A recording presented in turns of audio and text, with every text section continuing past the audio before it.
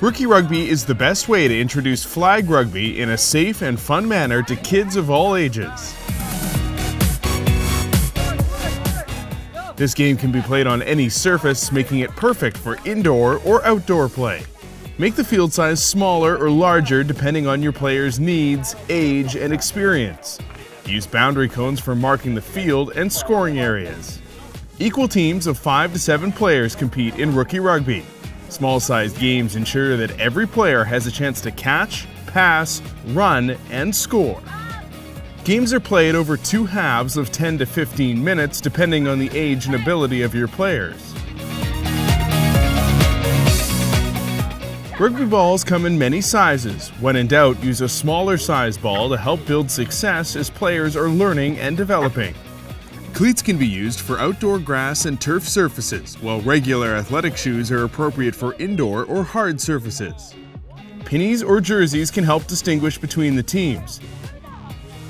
Using flag belts, we remove contact from the game and simulate tackling. The proper way to wear a flag belt is fitted around the player's waist over top of their shirt, one flag on each hip. For beginners, you can put the flags on upside down, causing the flag to pop out further from the hip. Be sure to watch for misworn flag belts, such as tucked into pockets, wrapped around belts, worn under shirts, or worn other than on the left and right sides. The objective of flag rugby is for the attacking team to move the ball down the field and score in their try zone. Players score by entering their zone and touching the ball down to the ground with pressure. Dropping the ball in the try zone won't count and will result in a turnover. A try in rugby is worth 5 points. Try! Players will move down the field by running with the ball and passing to their teammates. Passes in flag rugby must be lateral or backwards. A forward pass will result in a turnover.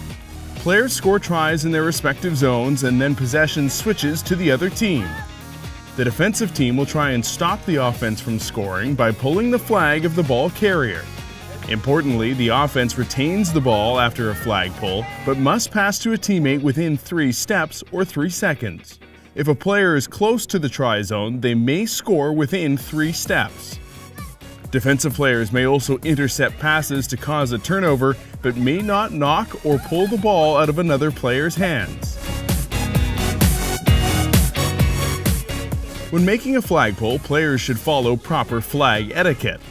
The defense pulls the flag of the ball carrier, holds it up in the air, and yells, "Flag!" The ball carrier continues for no more than 3 steps after their flag is pulled and makes a pass to a teammate within 3 seconds. While play continues, the ball carrier returns to the defensive player to retrieve their flag. The ball carrier replaces their flag and also returns to play. Both the defensive player and ball carrier are out of play until they complete those 2 steps. Ball carriers must not flag guard or fend off the defense using their hands, arms, or by spinning. If the ball is carried out of bounds or if a turnover occurs, play is restarted with a free pass. Let's review the basic rules to get started. All passes are lateral or backwards. Players can run with the ball until their flag is pulled, where they then pass to a teammate. Possession does not switch after a flag pull. Teams score in their try zone by grounding the ball, which is worth 5 points. Dropped passes are turnovers. Defensive players cannot swat the ball or steal it out of the offensive player's hands. Ball carriers must not flag guard or fend off the defense using their arms. Any restart of play after a turnover or out of bounds is done with a free pass. Now that you know the rules, let's cover some basic coaching techniques. When on offense, players must be in a support position to receive a pass from a teammate. Begin with a triangle support shape, giving the ball carrier 2 options for passing. Before or after a flag pull, these 2 support players are in perfect position to receive a pass and keep the offense continuing upfield. Rugby defense is played on a flat line. When players stick together and move as one, the offense has fewer options to move forward. If players break their flat line shape, it creates gaps for the offense to run through and score. Encourage your players to work together as one unit on defense. Flag rugby should be fun and focused on helping players learn new skills and concepts. Identify 1 or 2 key coaching moments per session and try to encourage effort and teamwork.